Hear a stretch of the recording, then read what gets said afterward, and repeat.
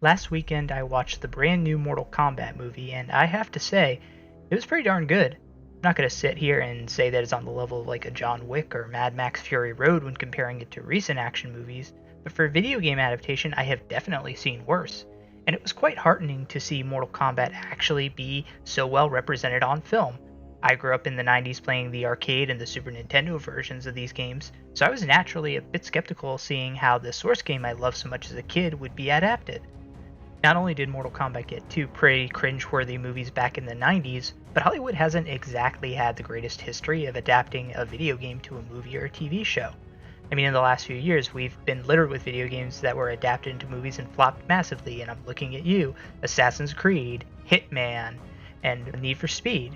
Video game adaptations fail for one of two reasons. Either they try and do too much and they stray away from the source material of the game, or they just copy the game entirely and make it a watered down version of something their audience has already seen. Take a movie like 2005's Doom. If you hadn't told filmgoers that this movie was based off the video games, I guarantee almost no one would have made the connection. The movie adapts some elements from Doom 3, but it has none of the iconic characters like Doom Guy or any of the backstory from those games. The only real thing that connected the movie to Doom the game was including the BFG and that first person scene, which was admittedly pretty cool for a movie in 2005. On the other hand, you had the 2018 Tomb Raider movie, which drew heavily from the 2013 reboot of the video game. The problem was that this movie stuck a bit too closely to the story of the game, which wasn't itself very compelling. And yes, there were some differences, like removing the Solari Brotherhood and integrating Trinity, which doesn't appear until the second game, but the story was pretty predictable and thus held back a little bit. And that's not even saying that Tomb Raider was bad. It was one of the better video game adaptations, but it still didn't do incredibly well at the box office. Now, one video game franchise that actually has done a fantastic job of striking this balance is, and please don't laugh, Pokemon. The Pokemon movies and the anime feature a lot of characters, creatures, and settings from the games, but you get to see them in an entirely new story. So when you're watching, you recognize Professor Oak, or Team Rocket, or Snorlax, but you get to see how they're going to impact an entirely new story. You know who they are and what they do, but what you don't know is what's going to happen next. And this was particularly evident in the latest expansion of the series, Detective Pikachu, which was a whole new twist on a series that expanded the Pokemon universe in a way not a lot of fans have ever gotten to see. And no surprise, it was one of the best received video game adaptations ever. So this ability to balance a new story with elements from the game that fans know and love is what made movies like Detective Pikachu and also the recent Sonic movie successful. Luckily, it seems that director Simon McQuoid and writers Greg Russo and Dave Callahan knew that they needed to strike this balance with the Mortal Kombat movie. Unlike past Mortal Kombat movies and games, this newest adaptation doesn't focus on the tournament. In fact, this doesn't even take place during that tournament. Instead, it focuses on the Outworld's attempt to defeat the Earthrealm champions before the tournament even starts. Now, this is a pretty small twist, but it turns out to be pretty impactful. For instance, we get to see fights in less conventional settings, like the first chase between Cole, Sub-Zero, and Jax on the streets of the city. It also gives us a chance to see the Earth's champions outside the tournament. We can see their origins, we can see who they are, and we also get to see them train to become a better fighter, which is something we never really get to see in the games. And some of those training moments are among the best in the movies, where we get to actually see some character development. So this movie has all the necessary elements of being a good video game adaptation. It features characters that we all know. In fact, 6 of the 7 playable characters in the original 1992 Mortal Kombat game appear in this movie, Johnny Cage being the only exception. And every character except one, Cabal, is from either the first or second Mortal Kombat games. So we, the audience, know these characters and we know what we can do, assuming you've played the game. But the story is something that we haven't really seen in any previous game or movie. So because we, the audience, don't know what's going to happen, the movie is allowed to take these characters that we do know into uncharted territory, which is something that the movie actually does a very good job of. It's an origin story and it sets up a sequel, but it introduces kind of a new iteration of these characters and a brand new story. So Mortal Kombat is a very good video game movie, but that doesn't mean it's a good movie. At best, video game adaptations are good, bad movies, and by this I mean they're movies that you kind of just turn off your brain and watch and get entertained for a couple of hours. The Fast and Furious movies are kind of the epitome of good, bad movies. And unfortunately, Mortal Kombat didn't quite reach this level of awesome/dumb fun. To start, the plot of the otherworldly champions seeking out and destroying Earth's champions to win the Mortal Kombat tournament before it even begins, that works on a basic level, but the problem is that the story's pacing is awkward. We just kind of get a fight scene, a bit of exposition, then another fight scene, and that's really the first half of the movie. We don't get to learn about these characters. We have a lot of exposition just kind of shoved in our faces and are just kind of going along with it. Then there's also the problem of having too many of the, oh, isn't that convenient moments. For instance, at the beginning of the movie, Jax finds and recruits Cole on the same day Sub-Zero attacks him and his family. And Jax and Sonya have done a lot of vague research in just a few years to know almost everything about the Mortal Kombat tournament, but it wasn't really explained how they found all of this information out, and in fact it wasn't even necessary to add this because Liu Kang later reveals all of this information to the protagonist, so he could have just explained all of this information without Sonya and Jax having to raise the question of how they learned all of this stuff. The one champion that Sonya and Jax managed to capture is conveniently the one who knows how to get to Raiden's temple, which nobody else seemed to know how to do. And Liu Kang also seemed to know about Sonya, Cade, and Kano before he even met them.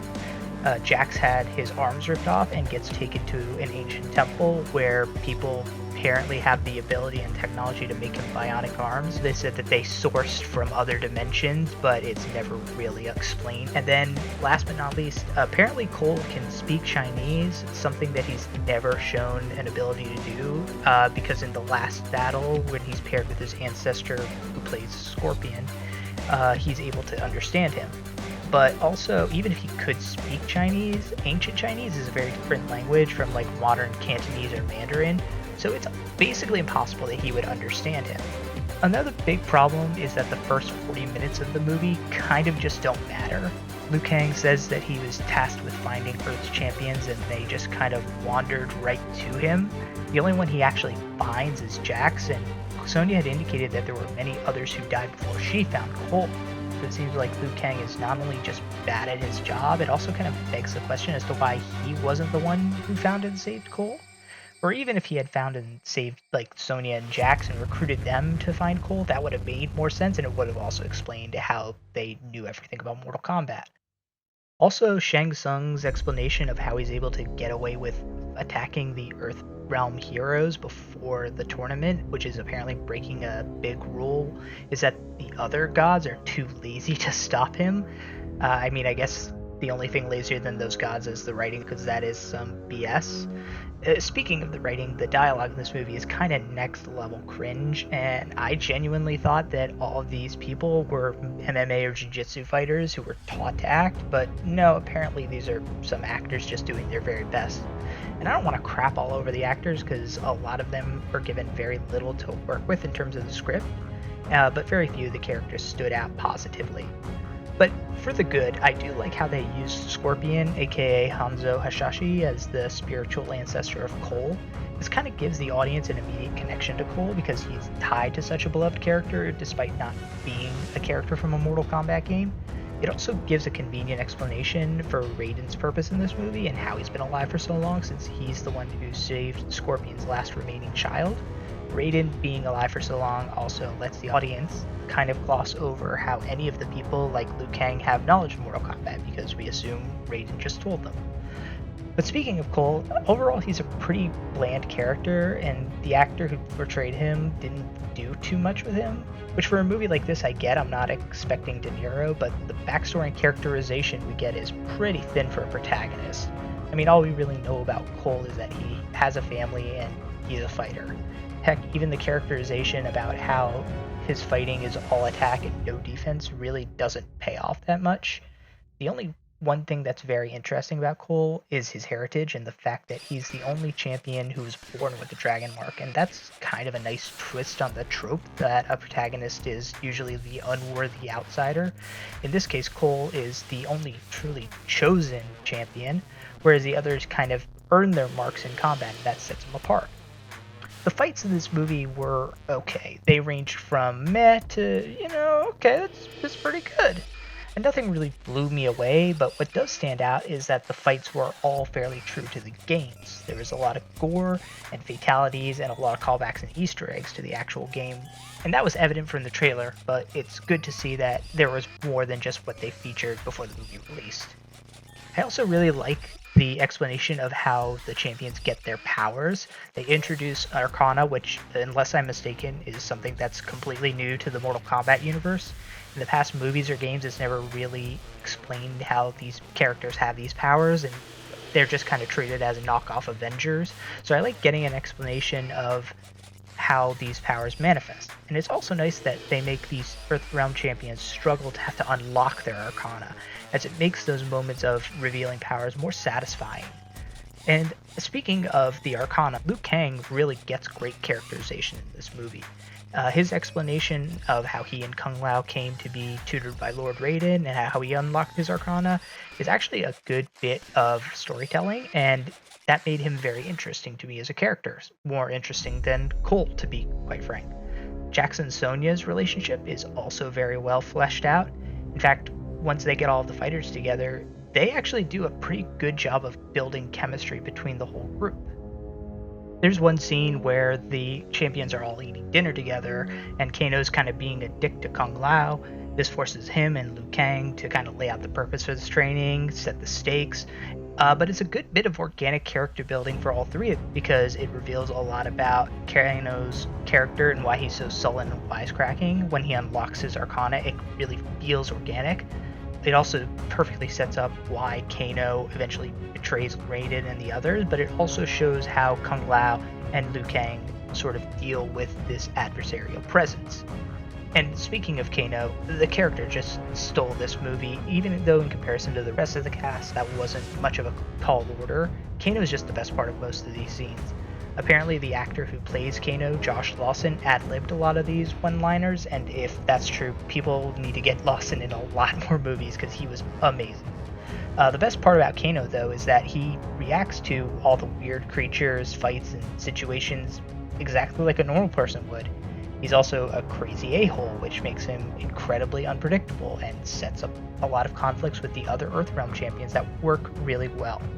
The only real complaint I have about Kano is that sometimes he's a bit too much, but he was definitely more interesting than Cole. Overall, Mortal Kombat is a great video game movie and a middling action movie. I think the series definitely has legs going into the next installment, which is probably going to be a lot more focused on Johnny Cage. I would also like to see more focus on Liu Kang, because he was my second favorite character after Kano. There's going to be a lot more to get into with him now that he's lost his cousin and Kung Lao, and his relationship with Raiden is something that causes a lot of conflict in the games, and I think could be explored a lot more in the coming movie or movies. But there you have it, Mortal Kombat. It was not at all the flawless victory that many of us were hoping for, but at very least, it was not as pathetic as other video game adaptations. Thanks for watching. I'll be back with more videos in the future. If you like this, please give it a thumbs up and do all that cool stuff. Adios.